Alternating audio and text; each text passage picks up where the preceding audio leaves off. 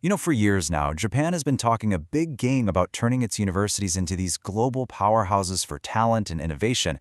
But if you look closely, the progress has been, well, incredibly slow. So what's really going on here? Let's get into it and unpack why Japan's higher education system seems to be stuck in low gear on the world stage. And right there, you see the problem in a nutshell. On one side, you've got this grand ambition to build a world-class international university system. But the reality? It's been a story of sluggish progress and, honestly, losing their competitive edge, especially when you look at other countries in Asia. And look, we need to be clear about this. This isn't just some small issue. The stakes are huge. This isn't just about where universities land in some global ranking. It's about Japan's entire future, its ability to pull in the best and brightest minds from around the world. So that's the million-dollar question, right? What's really holding them back? What are the roadblocks that are keeping this vision from actually happening? Okay, so first up, let's talk about the most obvious hurdles. For any foreign student thinking about studying in Japan, it's like hitting a brick wall right from the get-go. And this is where what they say clashes with what they do. You'll see all these universities boasting about their global programs, but when you dig in, you find out that very few actually let you get a full degree just in English. This is probably the first and biggest hurdle they face. And this language barrier isn't some abstract concept.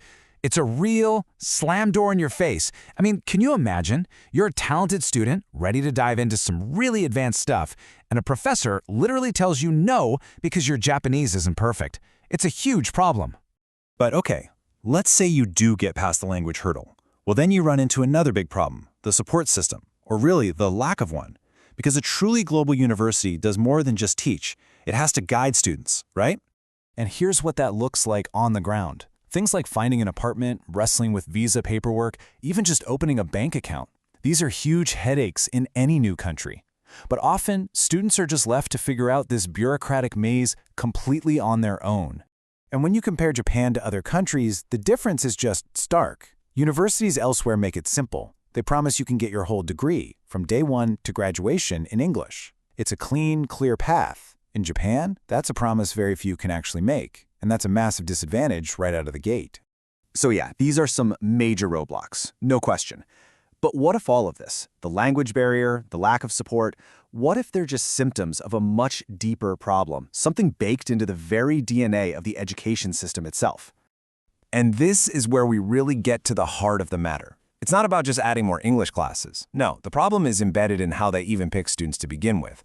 We're talking about those notorious entrance exams. Pretty much the entire high school experience in Japan is designed for one single purpose, to pass these entrance exams.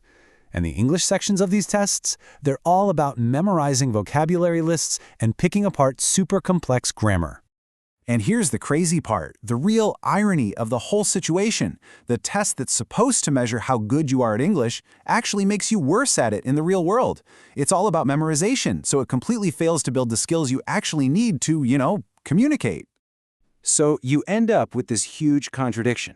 The government claims it wants students who can operate on a global stage, but the system is churning out people who are great at taking tests, but often struggle with real-world communication. The system is literally working against its own stated goals. And that right there is why easy fixes won't cut it. You can't just buy some new translation software or hire a few foreign professors and call it a day. The issue isn't about tools, it's about the entire institutional mindset. To really break this cycle, the change has to come from the very top. The whole university has to start thinking globally. All right, so this brings us to the bottom line. Japan's universities are really at a fork in the road here, and the decision they make is going to echo for a long, long time. If they want real change, it has to be fundamental. It has to be a deep cultural shift in how they think about education. You can't just put a Band-Aid on this by buying new tech. So they basically have two options. Path one involves what the source calls immediate discomfort. It's going to be painful, it's going to be hard to restructure everything.